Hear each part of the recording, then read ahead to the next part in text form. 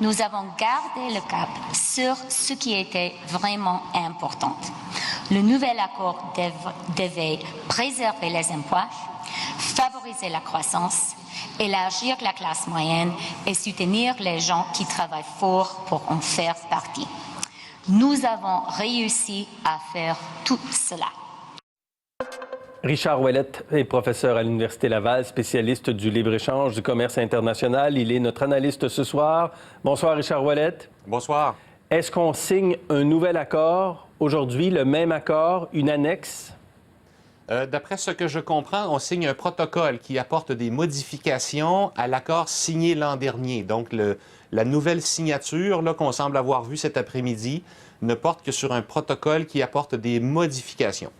Et qui fait en sorte donc que l'ASEUM, l'accord, le nouvel accord qui va remplacer l'ALENA, pourra aller de l'avant. Prochaine étape, donc, la ratification? Oui, prochaine étape, la ratification. Un vote devrait être pris à la Chambre des représentants aux États-Unis avant Noël pour une ratification par la suite tôt dans l'année 2020. Et du côté canadien, il semble que ce soit à la fin janvier qu'on pourra procéder au vote qu'il faut pour ensuite avoir la sanction royale.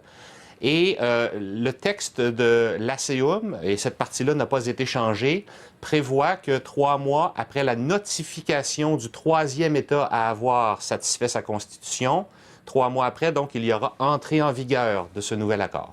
Donc, si le Canada ratifie fin janvier, fin février, fin mars, fin avril, début mai, peut-être ce sera donc vraiment en vigueur à ce moment-là. Oui. Maintenant, après, le théâtre fait qu'il y a des rebondissements à tout moment. Et bien donc, sûr.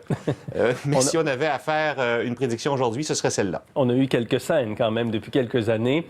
Oui. Quelques points majeurs, ce sont les normes du travail plus strictes pour le Mexique aujourd'hui.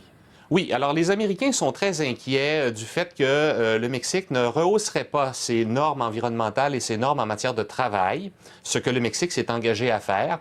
Et donc, les États-Unis ont voulu une capacité de vérification de ce rehaussement des normes, ce qu'ils semblent avoir obtenu par un mécanisme qui permettrait de faire un certain nombre d'inspections et, au besoin, de prendre des sanctions commerciales contre le Mexique s'il ne remplit pas ses promesses.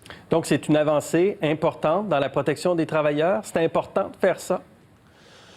C'est important de faire ça. Je ne suis pas sûr que les Américains l'aient fait avec le souci de rehausser les normes sociales pour les travailleurs mexicains. Ils l'ont surtout fait avec l'intention d'équilibrer les marchés du travail américains et mexicains et donc de se donner de meilleures perspectives pour rapatrier des emplois aux États-Unis, ce qui est une donnée très chère au cœur de l'administration Trump. Donc, bloquer en quelque sorte la délocalisation vers le Mexique parce que les salaires étaient plus faibles. Exactement.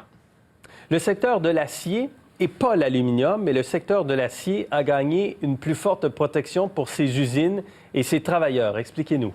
Oui, alors on resserre les règles d'origine pour ce qui est de l'acier. Il faut voir une chose, par contre, c'est que ce resserrement-là des règles d'origine ne s'opérera que sur 7 ans. Donc, quelque chose de très lent. Et ce resserrement-là fait qu'on va augmenter la proportion d'acier nord-américain dans la fabrication des automobiles. Maintenant, dans le secteur de l'aluminium, il n'y a pas ce même ajout. Je pense qu'il faut être assez clair, il n'y a pas de sacrifice qui est fait à l'égard de l'aluminium dans la nouvelle mouture. On n'a pas concédé quelque chose. C'est qu'en fait, il y a un gain qui est fait dans le secteur de l'acier qui n'est pas tout à fait là dans le secteur de l'aluminium. Donc, à voir pour la suite des choses. C'est pas une concession, mais c'est pas un gain non plus. C'est ça. C'est un gain qui s'est fait dans le secteur de l'acier et qui ne s'est pas fait dans le secteur de l'aluminium. Dans un marché dont on va parler dans un instant avec Jean Simard, là, dans un marché qui est assez ébranlé par des mouvements là, avec la Chine et le Mexique, on va en parler dans un instant. Ça va, ce nouvel accord, confirmer de nouvelles brèches dans la gestion de l'offre? En fait, je ne sais pas dans quelle mesure ce sont de nouvelles brèches dans la gestion de l'offre. En fait, pas aujourd'hui, il n'y a pas de nouvelles brèches, mais quand on va entrer en vigueur, quand l'accord va entrer en vigueur, on va mettre en vigueur les nouvelles brèches dans la gestion de l'offre. Oui, alors voilà. Alors, l'ASEUM lui-même, donc dans sa version de l'an dernier, prévoyait déjà, effectivement, vous avez raison de le dire, que c'est à hauteur de 3,59 % du marché des produits laitiers qu'il y aura nouvelle entrée de produits américains sur notre marché, effectivement. Et ces concessions-là se font aussi dans certains petits autres, dans une bien moindre mesure, dans d'autres secteurs aussi qui sont sous gestion de l'offre au Canada. Le dindon, les œufs notamment. Voilà. Protection des brevets des sociétés pharmaceutiques, on dit que les hausses de prix de médicaments seront évitées. Oui, c'est ça. Alors, l'ACEUM, l'an dernier, prévoyait que l'on augmentait à 10 ans la période de protection des données pour les médicaments biopharmaceutiques. Alors, en clair, ça veut dire quoi? Il y a la question de la mise en marché d'un produit pharmaceutique, mais il y a aussi la question de la protection des données. C'est la période pendant laquelle, la protection des données, les concurrents ne peuvent pas aller voir comment vous avez élaboré votre médicament et ne peuvent pas préparer la copie qu'ils vont mettre en marché comme médicament générique pour la suite. Au Canada, nous avons une période dans notre loi qui est d'une durée de 8 ans. Au Mexique, ils ont une durée de 5 ans. Et aux États-Unis, ils ont une durée de 12 ans. Dans l'ACEUM, l'an dernier, on avait convenu d'une durée de 10 ans. Maintenant, les démocrates qui ont mis leur grain de sel dans les négociations là, dans les dernières semaines, eux ont pour objectif plutôt d'améliorer l'accessibilité aux médicaments. Donc, ils aiment bien que le médicament générique arrive plus vite sur le marché. Alors, ils ont enlevé la clause des fameuses 10 ans de protection des données dans l'accord, ce qui est une bonne nouvelle pour le Québec, par exemple, pour son assurance médicaments, parce que là, c'est une baisse de coûts importante pour nos régimes publics.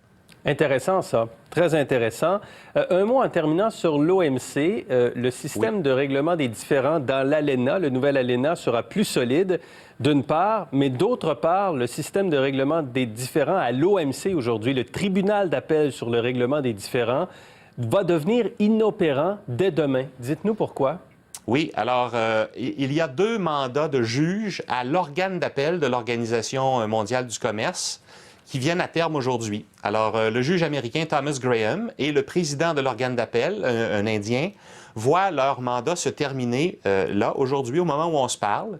Et à partir de demain, il n'y aura qu'une juge qui aura un mandat, ironiquement la juge chinoise. Ouais. Et cet état de fait est dû au refus des Américains depuis 3 ans maintenant et même plus de refuser de nommer de nouveaux juges ou de renouveler des mandats de juges à l'organe d'appel de l'Organisation mondiale du commerce parce qu'ils n'aiment pas l'état des décisions prises par l'organe d'appel. Ah oui. Et donc ça vient Américains... bloquer.